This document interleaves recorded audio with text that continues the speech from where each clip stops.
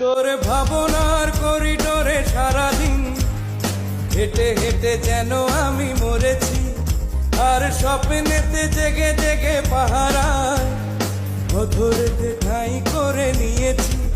তোরে বুকেরই কারাগারে চিরদিন বন্দি করে আমি রাখব, আর শূন্য জীবনে আমারই অনিমেষে জড়িয়ে যে রাখব। আমি নেই নেই নেই রে, আমি নেই নেই নেই রে, কেন তোরই মাঝে হারিয়ে গেছি।